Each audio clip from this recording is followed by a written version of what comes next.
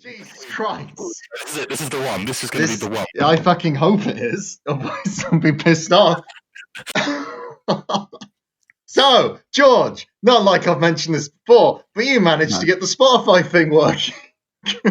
Yes, I did, Josh. You really should learn to listen because I've told you this many times. Yeah, I've managed to get it working through Spotify. It's just called Phantom Fleet, right? Yes, I believe so. Good. Yeah. There is a link to it on our Twitter page. And I assume in the description of whatever video this is.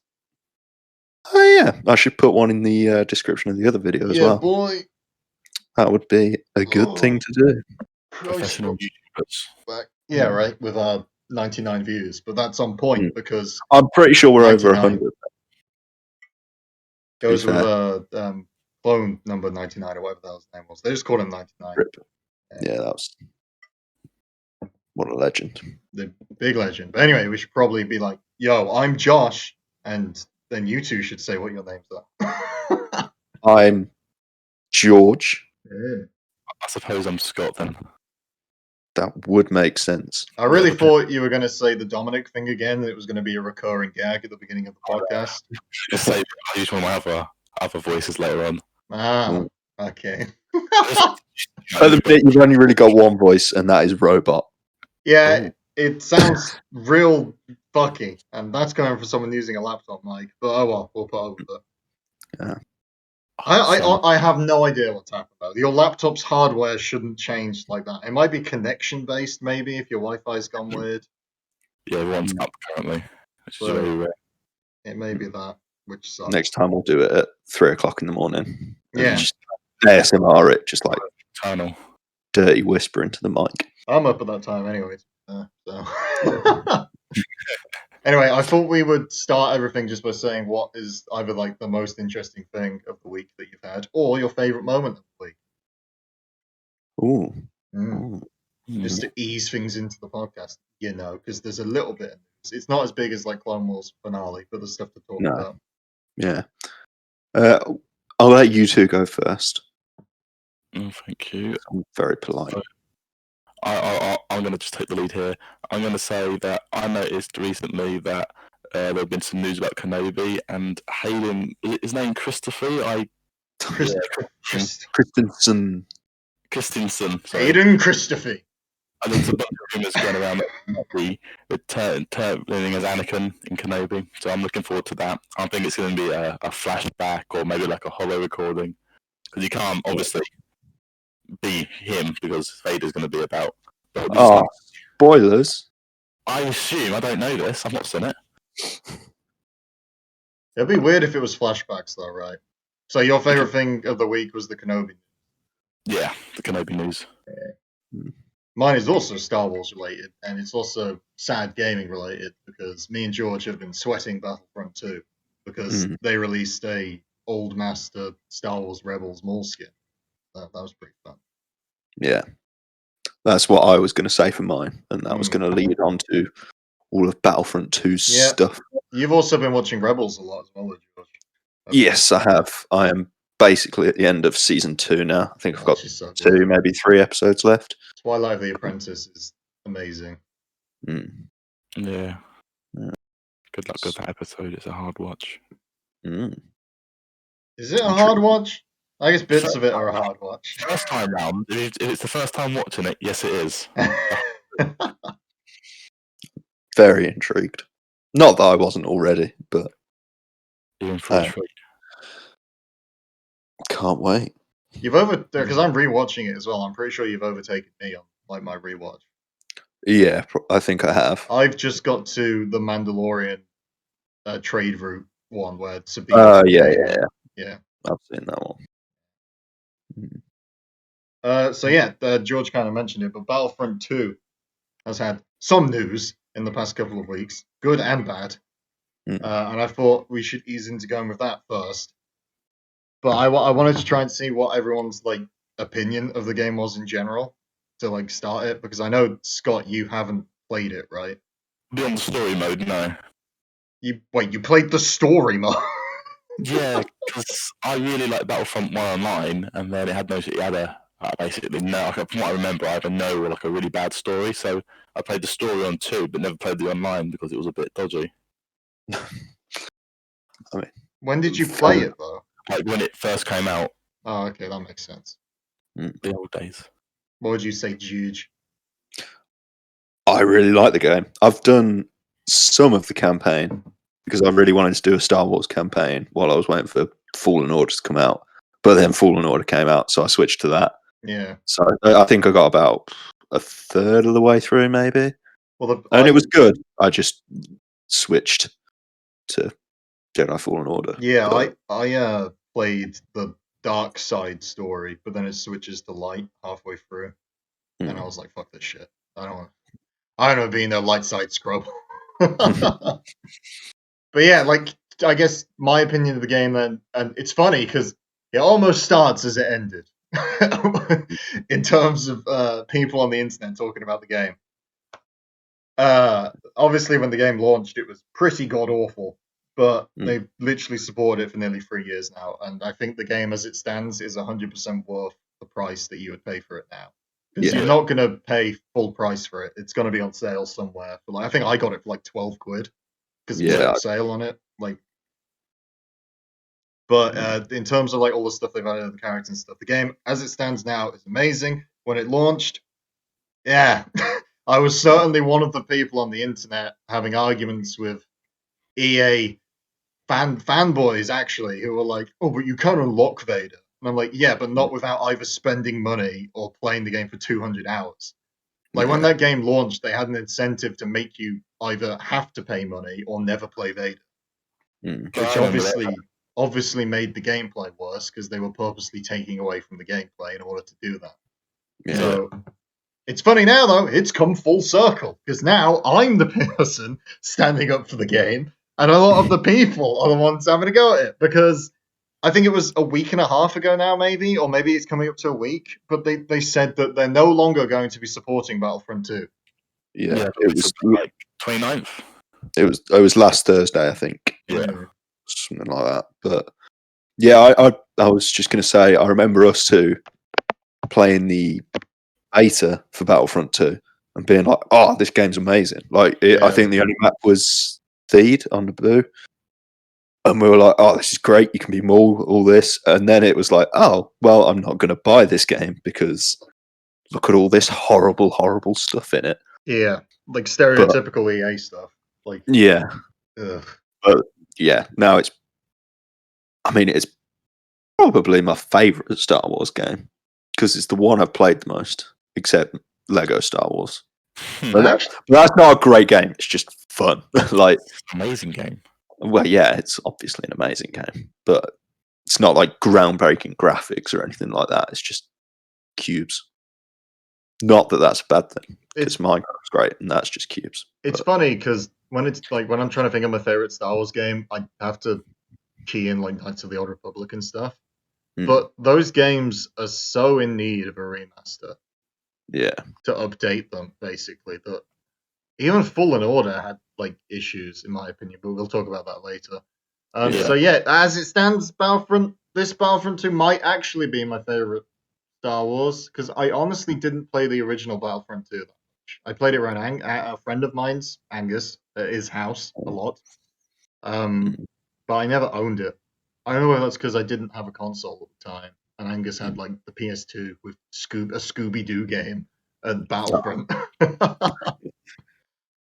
But yeah, going off like the fact that they've closed down support for the game, there's been a bunch of, I guess, not outrage, but discontent amongst Reddit and YouTube and everything, to do with the fact that they feel either that the game support shouldn't have been cut, or in that some way they've done it as, almost like maliciously to stop people from like continuing to play the game. So I just wondered what everyone's opinions on this now, like phase of, because it began with people having a go at EA and it's ended with people having a go at DICE, basically, for deciding to cut development. Yeah, which is so inverse and it's just weird to me. But anyway, I'll let you speak. There's basically 3 types of response to it. There's like mine and Josh's, which is like, yeah, fair enough with everything going on. There's been 2 years or something of free content, which we kind of deserved because of the state of the game. They done fucked up. That it was, yeah. But they've added so much in for free that it's like, fair enough. There's the middle ground where people are like, we're really enjoying the game. We want you to keep making content, but we don't mind paying for it if that's what it takes, because you've given us so much free DLC, which I suppose I'm kind of in that camp as well, because I probably would pay for DLC, because I do like that game. It just depends how they did it. And then there's the third type of person who's just like, EA bad, give us more free stuff for the rest of time. Yeah. Which is just not going to happen, because they're not going to. Nobody is really buying it new anymore. Like, because it's probably still like 40 quid on the Xbox store, because they don't, unless there's a sale on a specific game, it just stays full price. So it's not in the shops anymore. So people are just going to be buying it secondhand. If there's no DLC, then there's no money coming in for EA. So I don't really see how they could possibly continue giving free support. But you did just make me think of something though, because there's been like a lot of Star Wars stuff coming out recently, which might have caused an influx of new people playing the game. So if someone's just bought the game and then they announce, "Oh, we're not going to support it anymore," I can kind of understand why you would be upset, but you have to know the bigger picture and the context. And the other thing is, people who are there is a lot of people who are just like, "Oh, screw EA!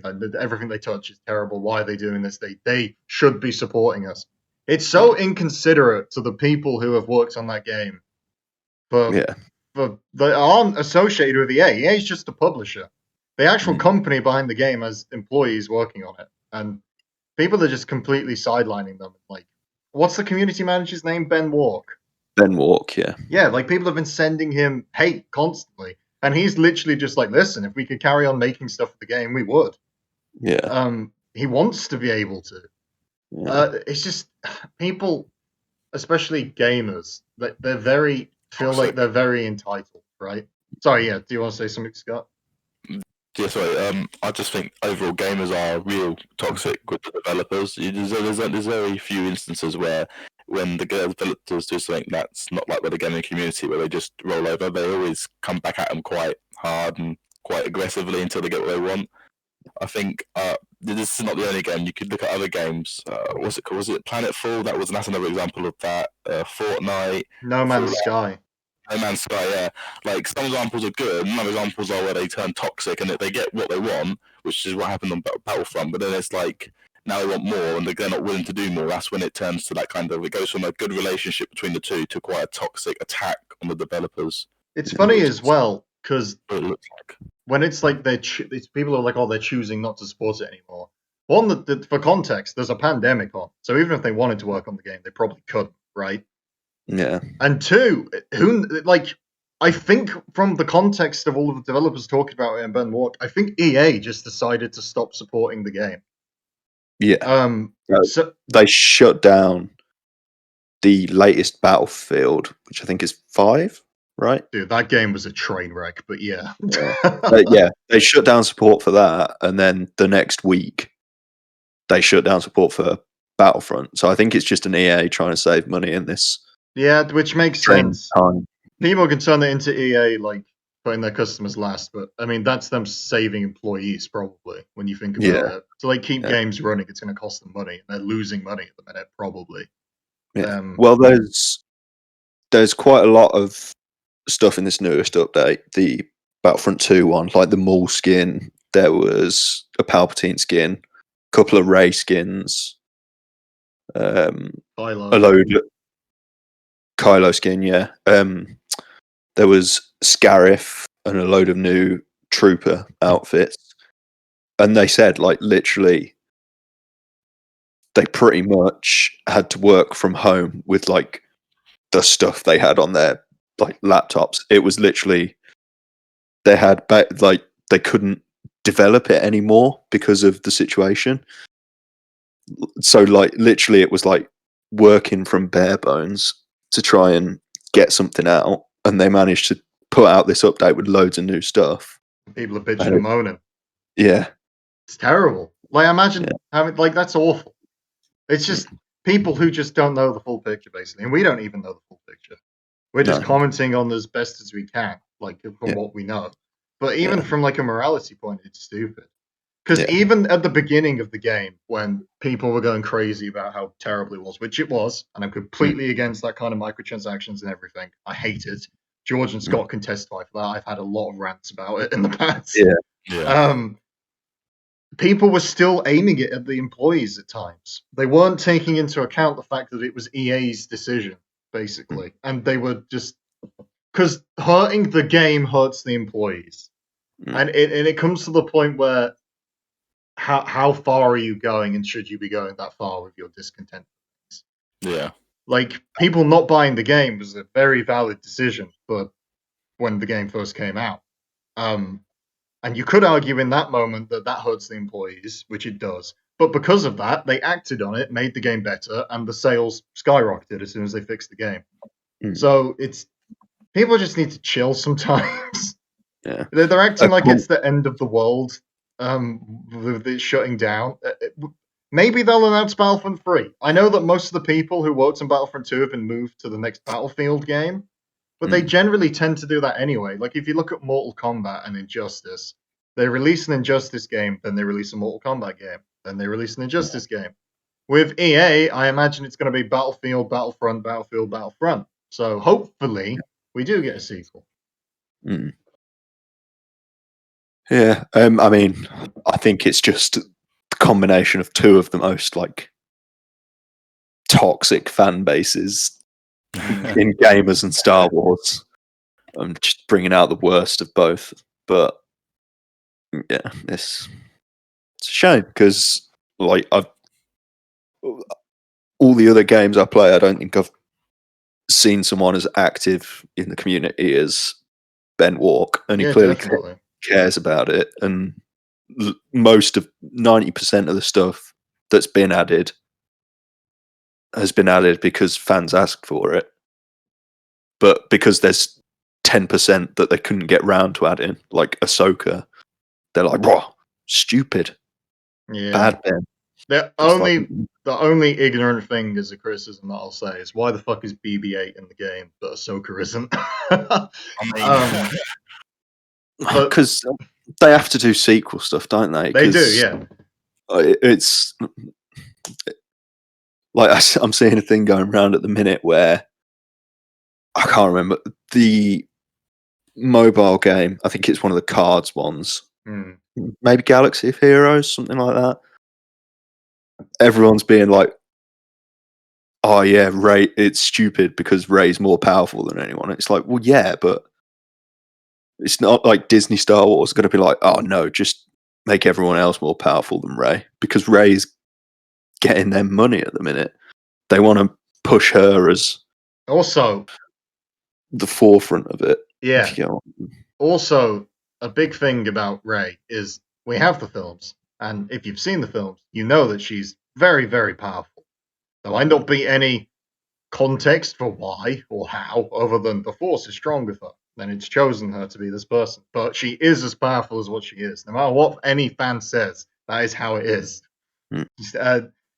So it's almost like arguing semantics with those card things, because it's like, oh, she wasn't as powerful as Yoda. I'm like, well, how do you know that? Like, how does anyone know that other than just opinion? You could argue either way, and it's just very stupid. But going back to like Battlefront 2 and the update they did, people are also complaining about the mall skip, right? Yeah. Because 5,000 eliminations, and it has to be online. You can also comment on this as well, Scott, because basically it's a really, really time-consuming reward. You put hours and hours in, and you get this big reward. And it's akin to other games that I played, like Reach, Halo 3. You would put a ton of time into those games to get a meal skin, or the Inheritor helmet. It's basically this game's version of the Inheritor helmet, which you had to get max rank, and then have like, I honestly think it was millions of credits, and you could buy it. But anyone who had it, you knew was amazing at the game, and they'd put their time in. Yeah, it's a status piece. It's also free. But there has been people saying that it's going back to the whole either pay or spend hundreds of hours to unlock Vader. But you don't. There is no option to pay in this No, I was scenario. about to say. So it's interesting. And also, it's the last thing that they're going to add ever, or maybe for a while if people get their way. So why wouldn't they're going to want to stretch out for as long as possible? Like if it was, oh yeah, get 10 kills as Maul, you'd just get it, you'd have the skin, and it'd be like, oh, now what? It's giving you a reason to come back to the game. And honestly, it's not even that much of a challenge anyway, because we've been playing it for what? Maybe Past 3 or 4 days? 4 or 5? 4 or Yeah. 5 days of straight playing, I would say. I mean, Yeah. there's a lot everyone down on currently. Everyone's locked inside. It's not like there's that much else you can be doing right now. That's It's true. not like you're trying to fit in around stuff. Currently, it's just you can just play the game. Yeah. But like, I think I'm on now. I'm on like 1,400 eliminations after 4 days. So it's it's probably going to take me about 2 weeks to get it. But I don't mind. I was one of those people in Halo Reach who sweated the game to get the armor I wanted and then have the reward of it. It kind of comes to another point I have though, where like our gamers in general now just more used to being able to get stuff on demand. Yes. Yeah. Like most of the time in games now, you have an option to outright buy something. So if there is a skin you desperately want, you could spend £1 and get it, as opposed to grinding and unlocking it through skill, basically. Yeah. So I wonder if the people complaining about the 5,000 elimination limit are people who are just used to being able to access everything in a game from the get-go. I think it's just people who are upset about the fact it's ending, using it as another argument to strengthen their point, so that they don't seem as like wrong, basically. Yeah. Yeah. It is interesting though, because I'd never really thought about how like sentiment or expectations on games would change because of microtransactions. Like we knew it affects games. Like if a game has microtransactions, usually they're restricting some other element of the game to incentivize people to use the microtransactions to unlock that part of the game. I never thought it would set precedent for other games that like they would need to have that option, if you know what I mean. Like it's influencing gamers to expect to be able to spend money and buy something, or just immediately have cosmetics. Because a part of this update as well, like you said, the Rey and Palpatine and Kylo skins, you got a load of them for free. Like they just added them to your account and you could equip them. But the Maul one you couldn't. And there was 2 Rey ones added. One you got just free, and then the other one they added like a fun little treasure hunt type thing to unlock it, which I haven't done yet because this isn't a comment on her character, but I just don't like playing as her on Battlefront 2. I'm not very good with her, so I'm not gonna unlock the skin straight away. I'll probably do it at some point, but I'd rather work towards the Maul one. But like you don't have to pay for it. It'd probably take 10 minutes rather than just paying for it. It's better, I think. It's funny you mentioned that actually, because I literally this morning, my granddad rang me and was speaking to me about. He was like, "I watched this Star Wars film this morning, and it had Kylo with Vader's helmet in it." So I thought he was talking about the Force Awakens, and I was like, "Oh, when does that happen?" And it's like, "Oh, it's like second scene of the movie." So I was like, "Oh, it can't be Rise of Skywalker. It can't be this or whatever." It ended up being Rise of Skywalker. That it was a very awkward conversation because then I was like, "Oh, it's not at the beginning of the film, but okay." But it made me go back to Disney Plus and watch all of the Emperor scenes in that film. And this is completely off topic, but I stopped as Rey stands up and ignites her lightsaber, and the Emperor looks at her and says, "Let this be the last moment," whatever, the story of rebellion. I was like, I'm not watching any further because the ending of that movie is absolute bollocks. It just is. I just don't understand it at all. Off topic again. I'll pull it back. It was just a comment about Rey's character, and it's not a comment on her character. And even my comment isn't a comment on her character. It's a comment on the circumstances around that scene. It's just so nonsensical and slight. I don't know. At least when Palpatine was zapping himself with lightning in Revenge of the Sith, it was because he wanted Anakin to step in. Like there was a reason for that. But to pull it back to gaming, we mentioned Fallen Order earlier, but there's also been, much like Battlefront 2, a big update to Fallen Order, right? Yeah. So, you go. Yeah, it looks pretty interesting actually. Like, I enjoyed Fallen Order. I don't know whether it was because I wasn't very good at it, but I wasn't a fan of the combat really. And there was like frame rate issues and stuff, especially towards the end of the game. But it's added a few things. It's got like combat challenges where it gets progressively harder, and the more you complete, you earn skins for BD1, which is pretty cool. Like, again, grinding to earn BD1 skins, which is good. There's a sandbox mode, which is the combat challenges, but you can create your own.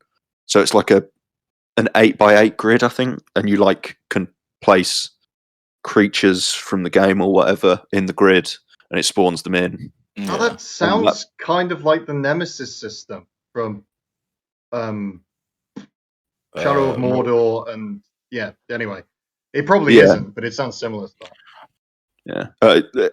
It looks pretty interesting. And then New Journey Plus, which allows you to restart the game with cosmetics and gives you the opportunity to unlock Cal's Sith appearance from the Force vision thing he had like just before the end of the game. I think it's when he goes back to Zepho or something. Yeah. Which is a very cool appearance, and it means you can have a red lightsaber. So that is almost worth it for me. I'm very tempted to. Hold on, sorry. Preference. Spoilers for Fallen Order. I'll overlay something that says it, but anyway. His outfit there is really interesting as well, because it's almost, you remember in Rogue One, Jyn Erso dresses up as a Imperial person. His outfit looks a lot like that. But I think it's supposed to be an inquisitorial outfit, because like that's the whole thing within the games, like fallen Jedi Inquisitors. But the outfit was sick. I just wish there was more of a pull for that game's story. Like, I like a lot of the characters. Is it Mir? What's the Night Sister called, George? I always forget. Merrin. Merrin. Yeah. I like Merrin. I love the fact they even decided to include a Clone Wars thing in the game. Well, that was sick.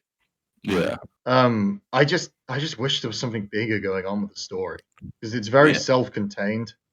Yeah. And I don't really feel a pull to either like replay it or anything like that.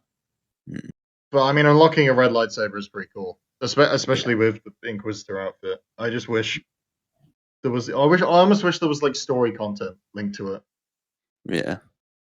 Yeah. I mean, if you go back to the update, I think the update will bring a few people back, because once you do the main story, there's nothing to do. You can go and find the hidden places and run and kill and get the achievements, but beyond that there's not much. Whereas I think the meditation points, it adds a bit more gameplay, plus it kind of reminds me of a training room out of Force Unleashed, kind of doing challenges to unlock things. I was just about to say as well, it reminds me of the challenge mode on the Batman Arkham games, where you would get certain unlocks from doing it. Well, that was more in Arkham City.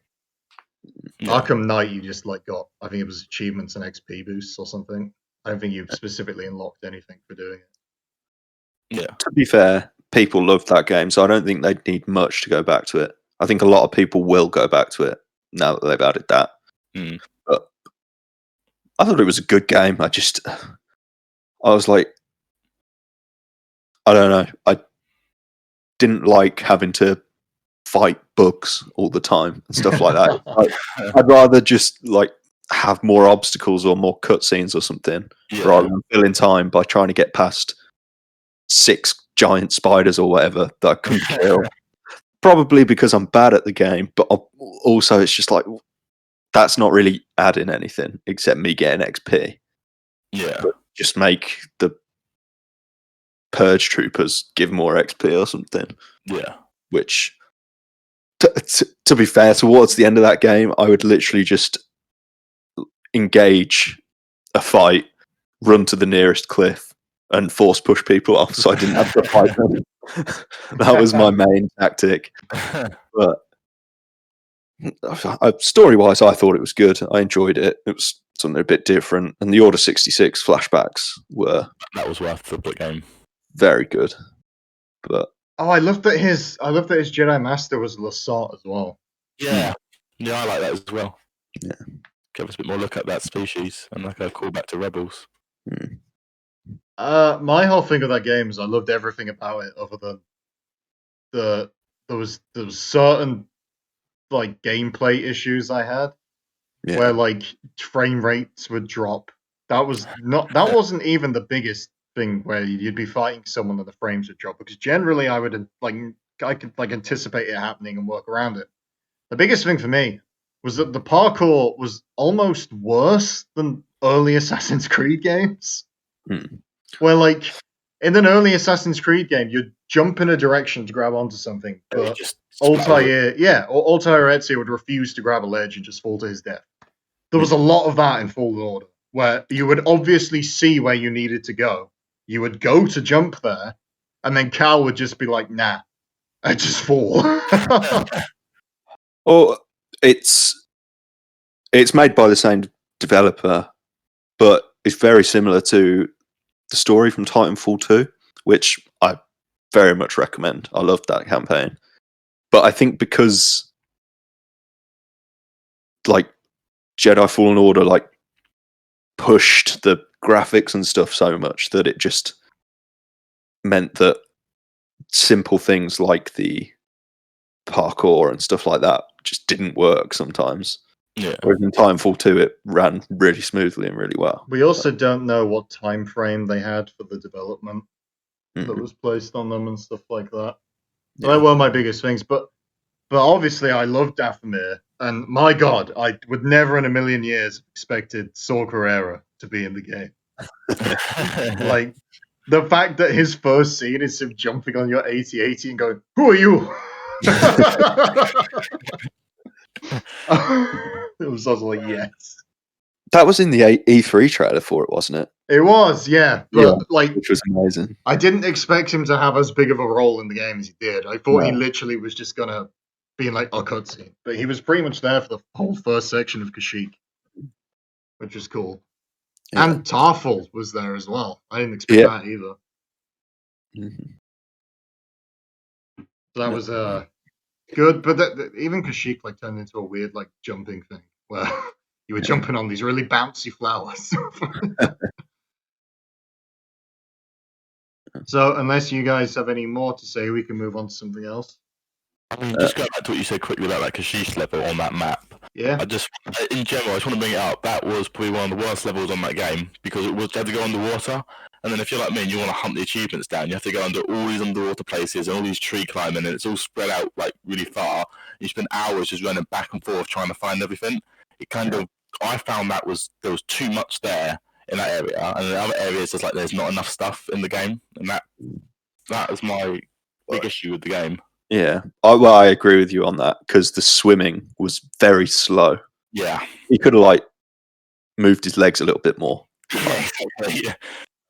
Come on, just put a bit of effort in. Not Darth Vader though. As we know, he's got gadget propeller legs that make him swim very fast. So I was watching that clip again, and there is definitely no section that he crossed to get into that tunnel. He had to go on the outside to get in front of him. Yeah, going back to the whole swimming thing, I kind of get what you mean. Like, it was very strange, and there was parts in the planets beforehand where you obviously could go underwater but couldn't. Yeah. So it's like they added like a Metroidvania style, like you unlock an ability, go back and get all the collectible style thing. But that was really like the only time that happened. Like, there was stuff to do with like shutting down force fields with BD1 and things like that. Yeah.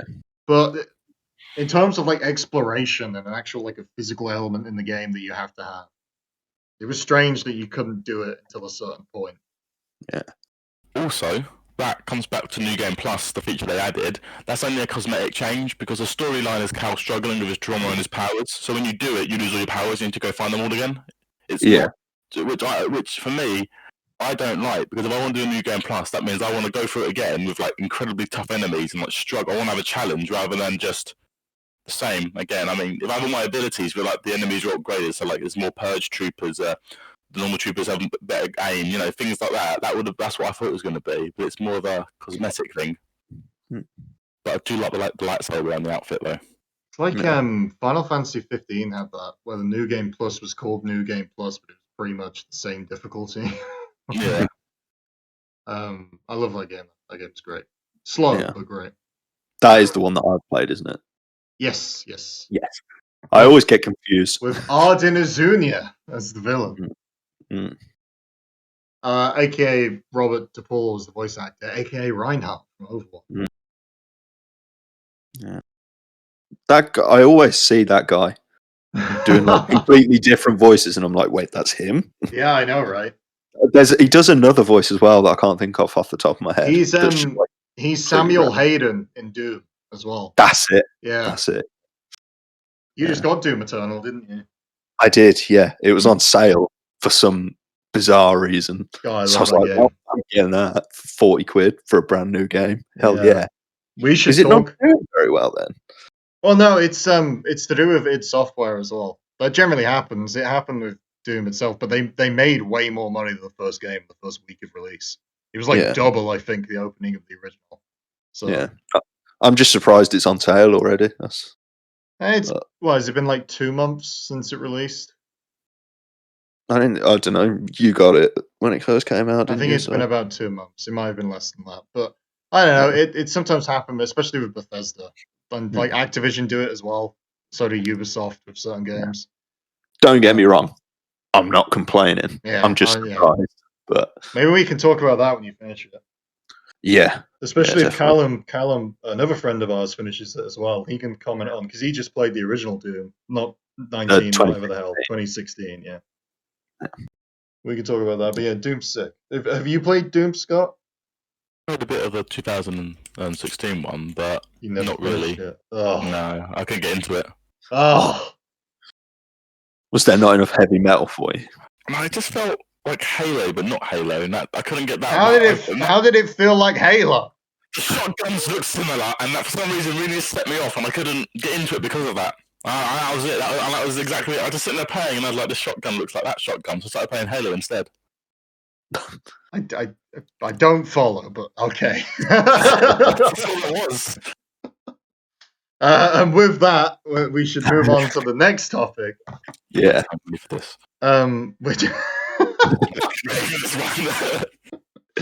Which apparently there is a new Star Wars movie in development by Taika Waititi.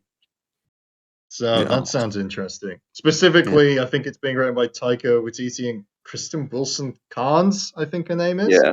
But she also co-wrote 1917, which obviously was a massive movie. I don't know if any of you have seen that. Have any of you seen it?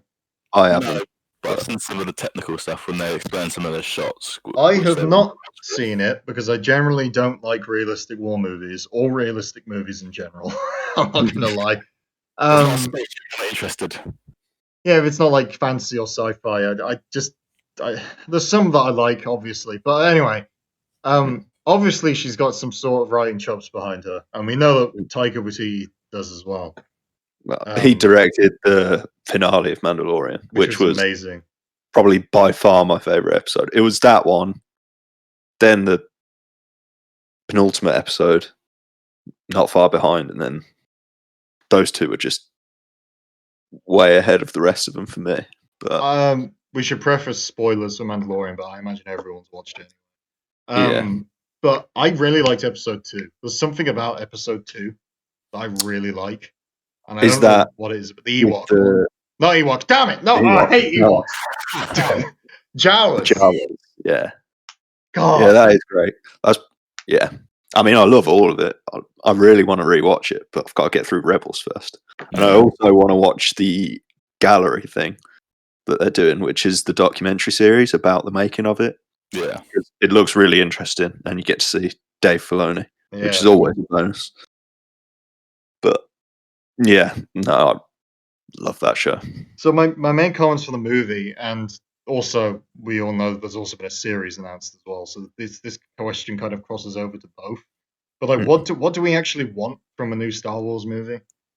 Do you mind if I go first, George? I've got to say it. I've got to get this in there straight away. Don't you dare! We need. No, we don't. Old Republic. Anything set in the Old Republic. There's like 3 or 4 different time periods. You could go on the Mandalorian Wars. You could go on the Starforge Wars. You could go on the Dark Wars. You could go on the First Sith War. There's like a whole. There's so much there that's just not been touched. Okay. The game's on it, but they change stuff, which upsets me, like names and who you play as. You don't have to be personal. There's set lore, and the games that we know of change the lore depending on what side you pick. Whereas there's like a set actual like background of what happens that's just not been touched upon. So I need to withdraw my comments. I was convinced you were going to say Jar Jar Binks. I know you was. That's what I was leading. I was convinced you were going to say Jar Jar Binks standalone movie, and I was going to be very irritated. But I agree with you with that. But I'll let George go.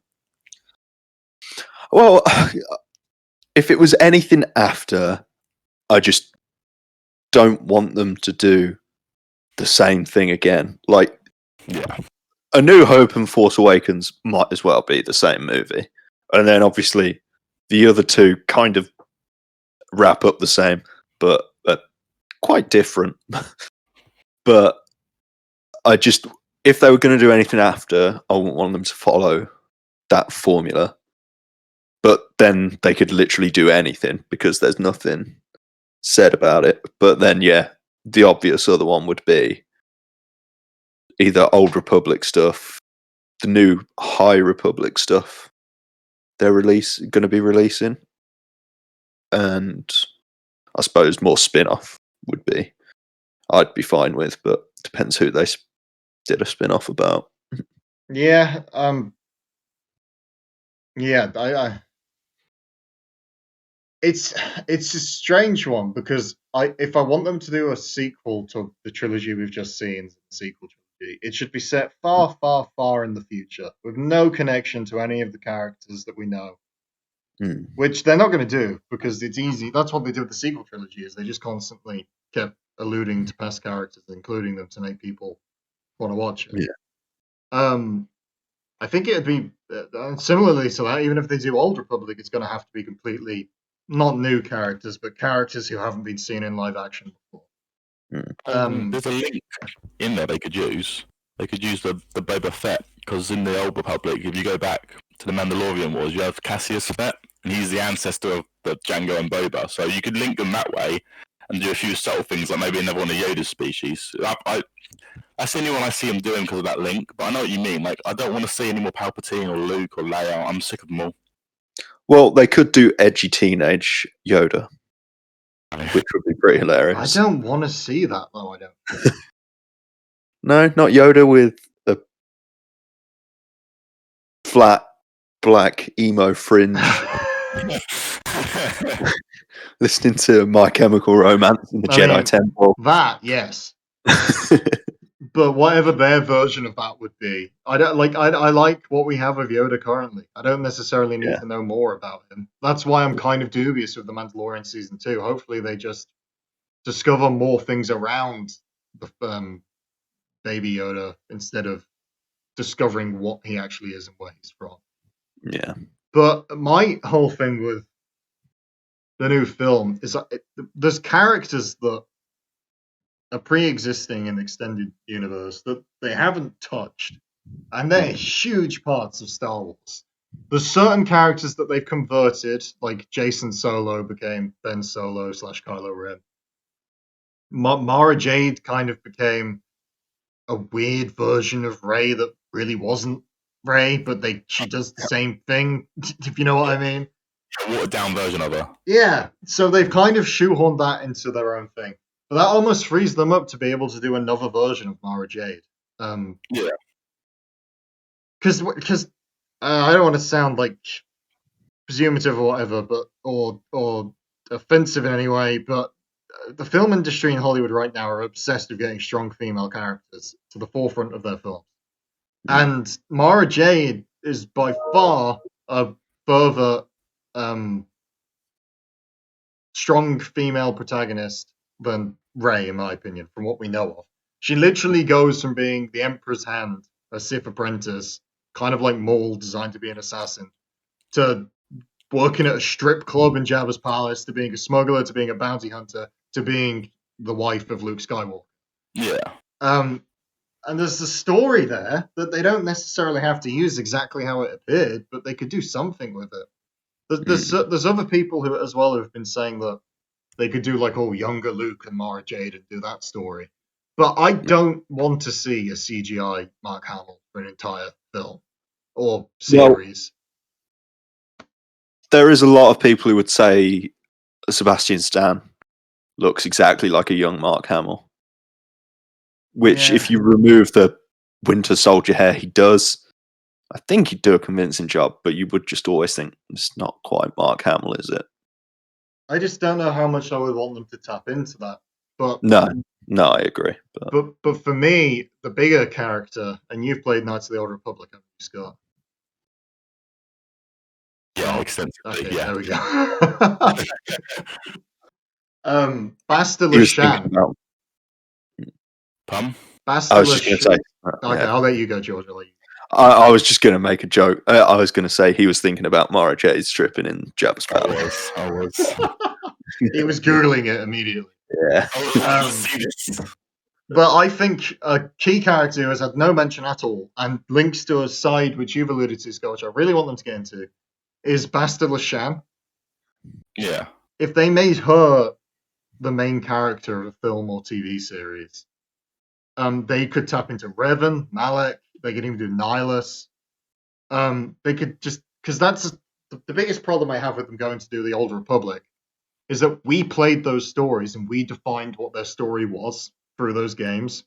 Yeah. So any adaptation is going to be taking away from people's own experience of the games. It's not going to be quite as immersive, obviously, as the games. So if they take a side character or a big character like Bastila Shan and tweak the story slightly, I feel like they could. That's so much space for good storytelling there. Even if you just have Revan as a character who's alluded to throughout it, and you can maybe expand upon Revan later,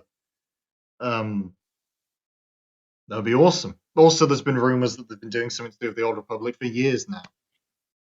I mean, I know I want to see. I want to see the film that focuses on Metra Suiki, which is the exile from the the Old Republic games who you play as, because that's who you're playing as. It's just you get to choose what they do, and then you can follow them, because then you can do what you say. You can allude to Revan in the background. You can talk about Malak. You can cut out in between when the Mandalorian Wars, come back for the Dark Wars, and then you could. If you focus on that particular character, you could do multiple films if you wanted to around that time period, and it all fits in.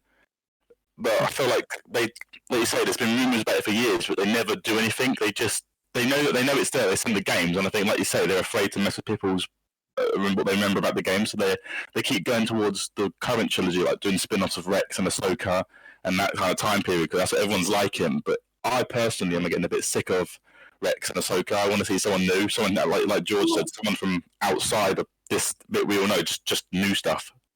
Oh no, I could never get sick of Rex. Yeah, but my whole thing with that is, while I agree with you that there does need to be at least a property that's linked to Old Republic, is the main issue with video game adaptations is that they always choose the protagonist of the video game to be the protagonist of the film or the series, which is a character that everyone has their own experience with, and especially in RPGs, have made them the character that they see them to be, as opposed to them being a set written character on a screenplay.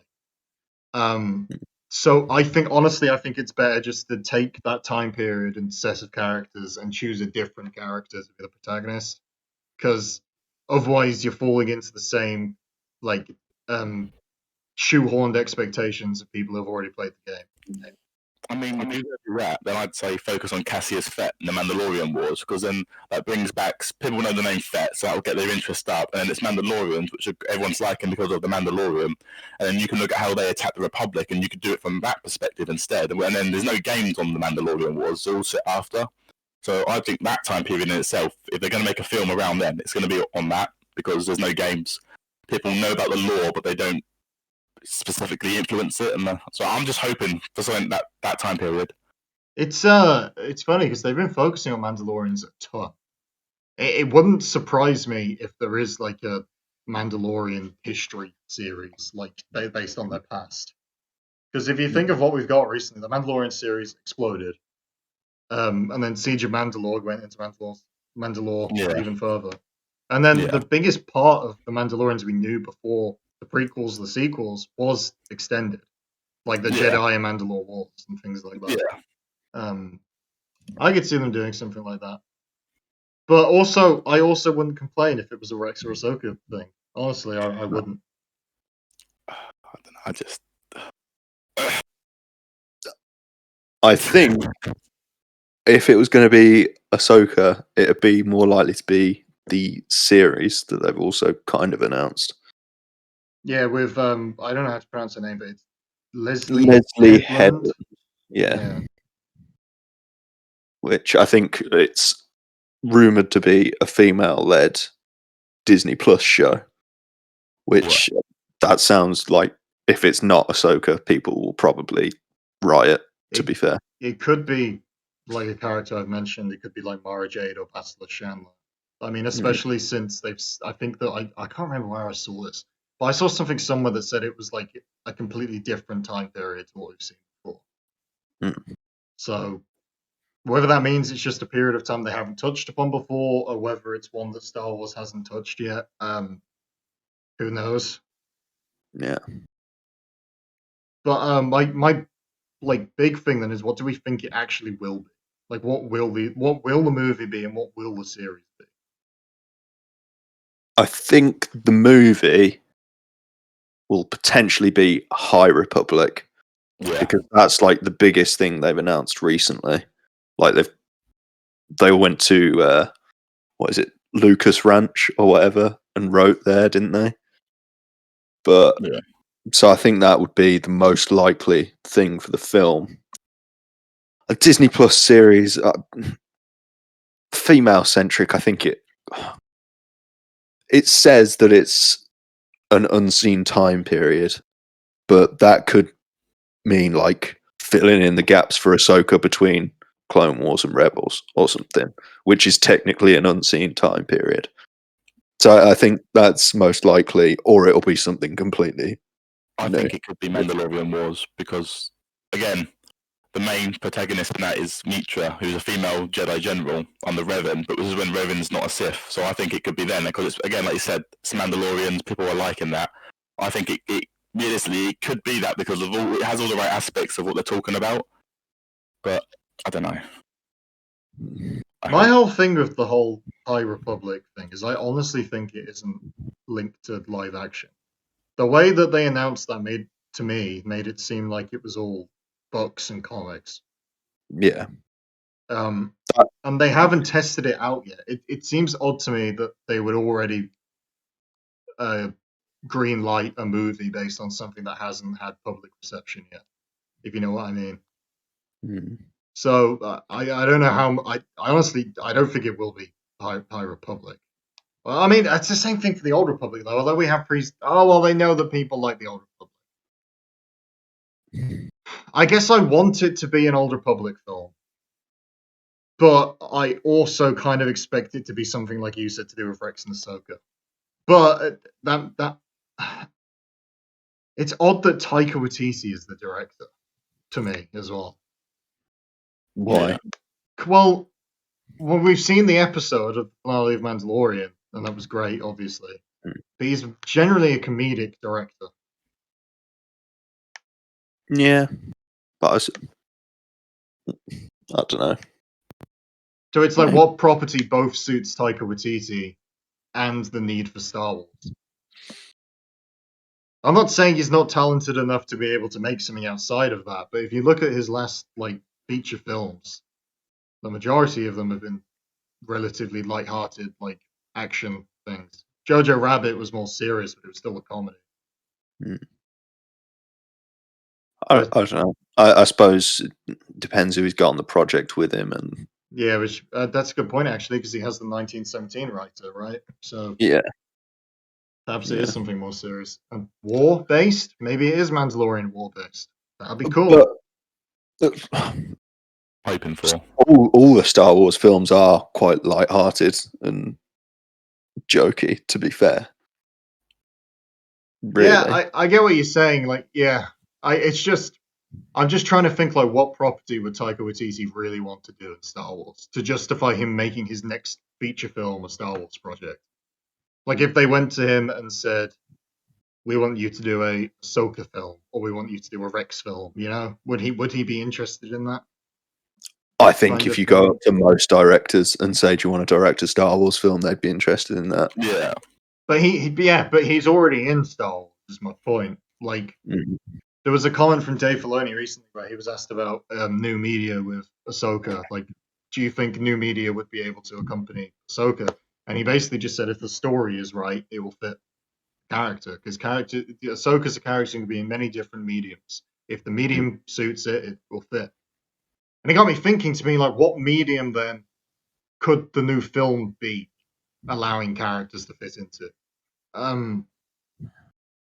Because it's just strange. I think Taika Waititi is a great choice because you're right. He is a very light-hearted Star Wars, light-hearted director and things.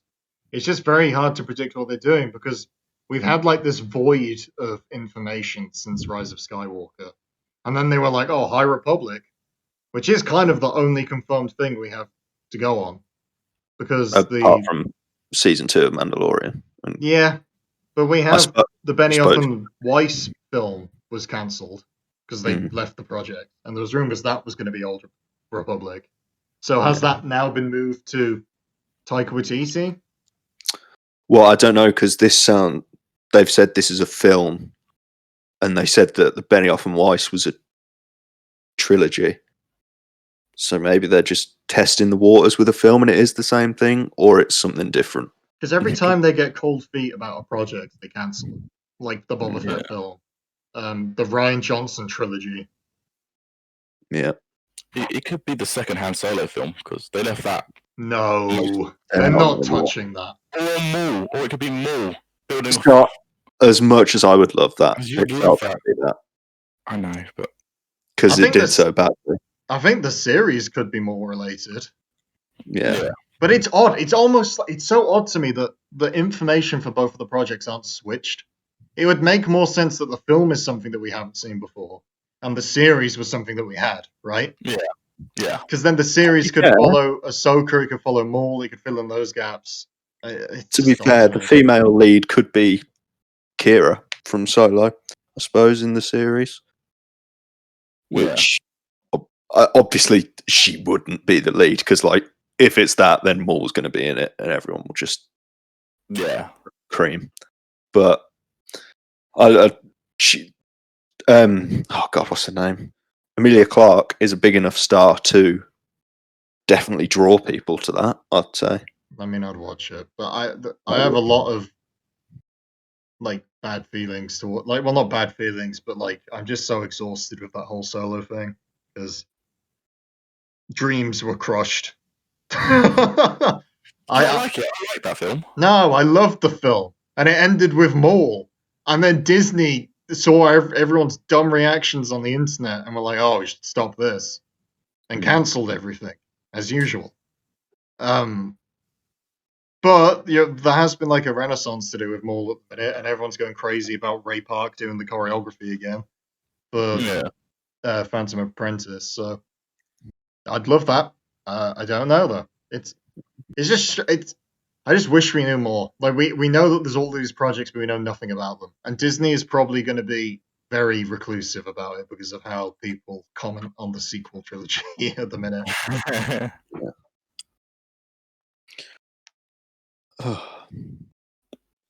Just a lot of animosity left over still. People are saying like Star Wars is broken, and people have been saying that for like the past 5 years. But yeah,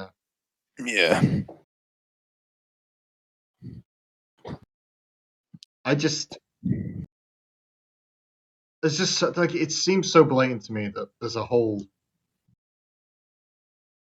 there's a vacuum of Star Wars where it's like we know literally everything now from prequels to sequels, other than specific character moments. But in terms of the big story, but we know nothing about how the Jedi Council and the Republic formed, all of that stuff.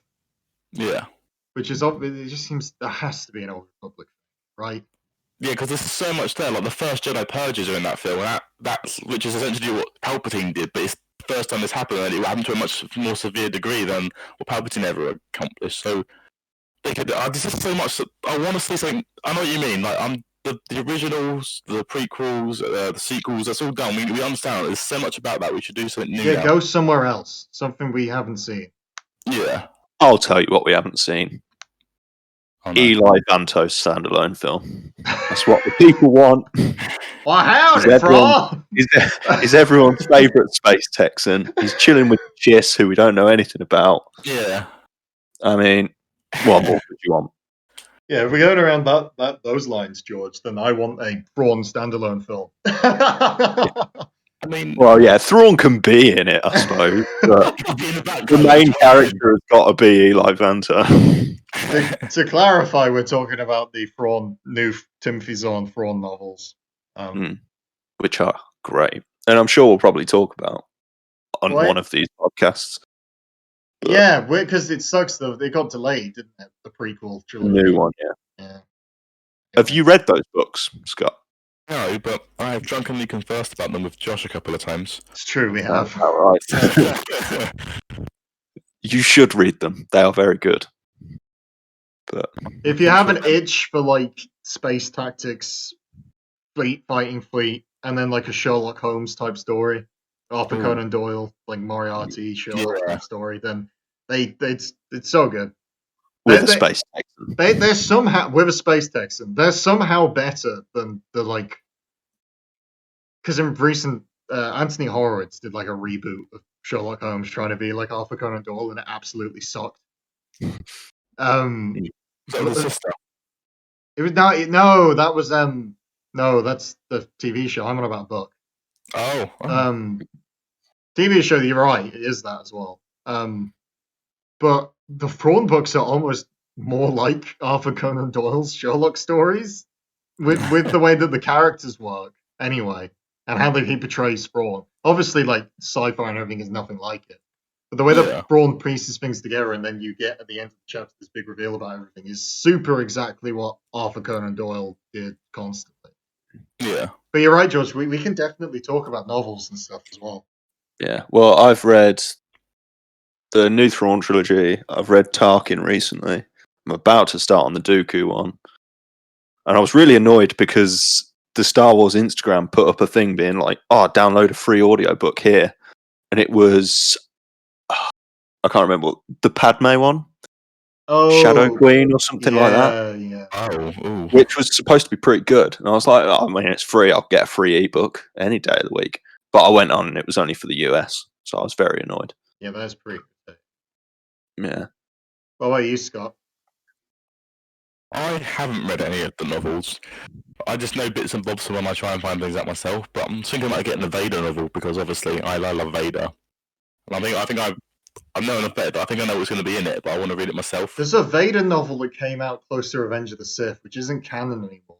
It's supposed to be amazing. I can't remember what it's called.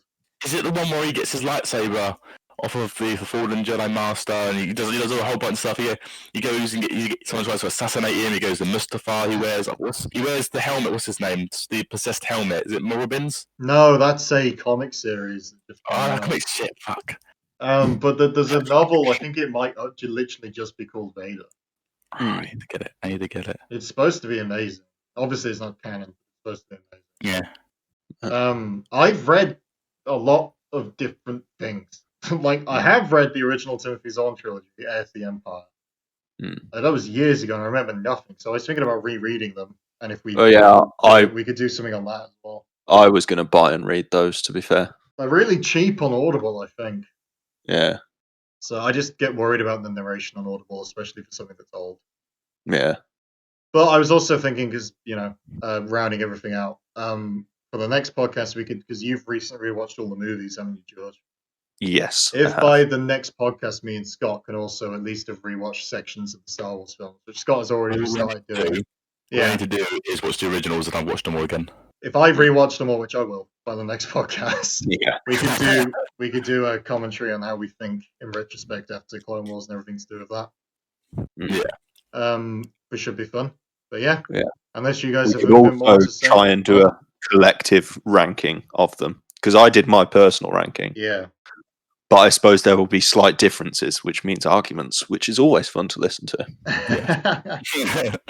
So, rounding everything off now, because we're reaching the hour, 5 minutes mark. If any of you guys have anything else to say it now or forever hold your peace. It should be going out on Spotify as well, because I've got that sorted, in case you didn't hear that from the start of the podcast. But yeah, should be going out on there and on YouTube, the usual. So fingers crossed. I'm just going to chuck this out. We need a Gungan film. I don't care who's it about. Maybe we could see the Sith ancestor of Jar Jar Binks, you know? Could be like Darth Binks, the original, you know, just some more Gungan content. No, he's dead. He's not, actually.